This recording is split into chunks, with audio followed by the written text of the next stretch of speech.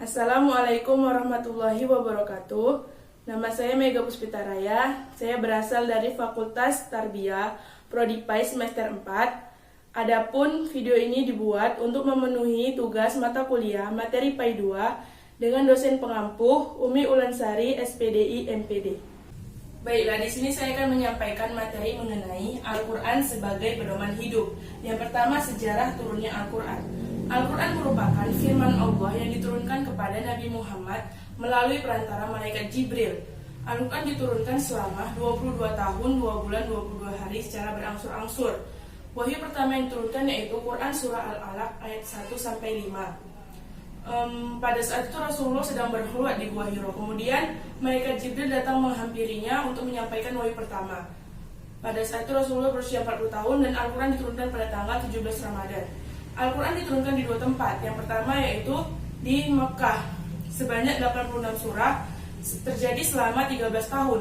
Surahnya itu disebut dengan surah Makkiyah. Kemudian yang kedua terjadi di Madinah, diturunkan di Madinah sebanyak 28 surah, terjadi selama 10 tahun, dan surahnya itu disebut dengan surah Madaniyah.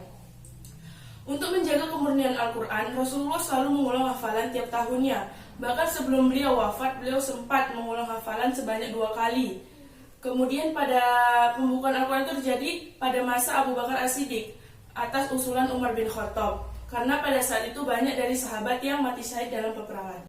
Kemudian yang kedua adalah nama-nama Al-Quran. Al-Quran memiliki beberapa nama lain selain Al-Quran. Beberapa di antaranya, yang pertama adalah Asy-Syifa atau penyembuh, yang kedua Al-Furqan atau pembeda, yang ketiga Al-Kitab, yang keempat Az-Zik atau peringatan, dan yang terakhir yang kelima adalah At-Tanzil atau yang diturunkan.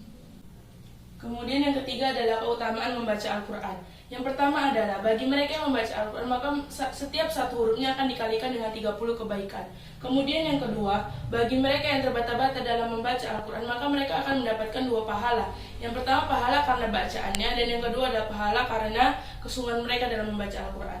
Kemudian bagi mereka yang mau membaca Al-Quran, mentadaburi isi Al-Quran, mereka akan mendapatkan ketenangan jiwa, dan di akhirat kelak mereka akan mendapatkan syafaat dengan membaca Al-Quran dan mengamalkannya.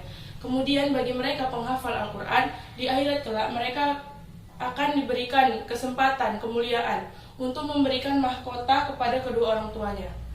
Baiklah, kesimpulan dari materi Al-Quran sebagai pedoman hidup adalah Al-Quran itu merupakan firman Allah yang disampaikan kepada Nabi Muhammad melalui perantara malaikat Jibril. Jadi Al-Quran itu berisi banyak sekali kisah-kisah dan hukum-hukum yang bisa kita jadikan sebagai pelajaran, yang bisa kita jadikan sebagai pedoman hidup.